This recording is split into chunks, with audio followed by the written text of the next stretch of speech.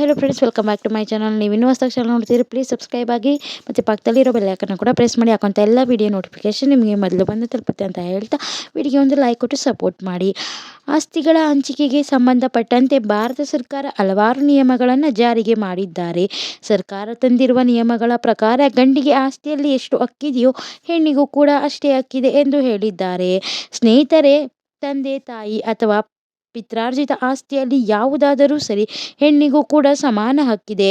1956 ಹಿಂದೂ ಉತ್ತರಾಧಿಕಾರಿ ಕಾಯ್ದೆ ಜಾರಿಗೆ ಬರುವ ಮೊದಲು ಗಂಡಿಗೆ ಮಾತ್ರ ಆಸ್ತಿಯ ಮೇಲೆ ಸಂಪೂರ್ಣ ಹಕ್ಕಿರುತ್ತಿತ್ತು. ಆದರೆ 1956 ಹಿಂದೂ ಉತ್ತರಾಧಿಕಾರಿ ಕಾಯ್ದೆಯ ಜಾರಿಗೆ ಆದ ನಂತರ ಗಂಡಿಗೆ ಆಸ್ತಿಯ ಮೇಲೆ ಎಷ್ಟು ಹಕ್ಕಿದೆಯೋ ಅಷ್ಟೇ ಹೆಣ್ಣಿಗೂ ಕೂಡ ಹಕ್ಕಿದೆ ಎಂದು ನಿಯಮವನ್ನು ಮಾಡಿದ್ದಾರೆ. ಆದರೆ ಹಿಂದೂ ಉತ್ತರಾಧಿಕಾರಿ ಮಹಿಳೆಯರಿಗೆ ಕೆಲವೊಂದು ಆಸ್ತಿಯಲ್ಲಿ ಯಾವುದೇ ಹಕ್ಕಿರುವುದಿಲ್ಲ ಎಂದು ತಿಳಿಸಿದೆ. ಬನ್ನಿ, ಯಾವ ಸಂದರ್ಭದಲ್ಲಿ ಕಾಯ್ದೆಯ ಪ್ರಕಾರ 1956 ವರ್ಷಕ್ಕೂ ಮುಂಚೆಯೇ ತಂದೆ ತಾಯಿ ಸಾವನ್ನಪ್ಪಿದ್ದರೆ ಹೆಣ್ಣಿಗೆ ಯಾವುದೇ ಪಾಲು ದೊರೆಯುವುದಿಲ್ಲ. 1956 ನಂತರ ಮರಣ ಹೊಂದಿದ್ದರೆ ಮಾತ್ರ ಆಸ್ತಿಯಲ್ಲಿ ಪಾಲು ಸಿಗುತ್ತದೆ.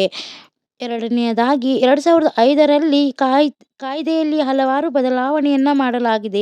ಈ ತಿದ್ದುಪಡಿಯ ಪ್ರಕಾರ 1956ರ ಮೊದಲು ಮರಣ ಹೊಂದಿದ ತಂದೆಯ ಆಸ್ತಿಯಲ್ಲಿ ಹೆಣ್ಣಿಗೆ ಯಾವುದೇ ಆಸ್ತಿ ಸಿಗುವುದಿಲ್ಲ ಎಂದು ಸ್ಪಷ್ಟವಾಗಿದೆ.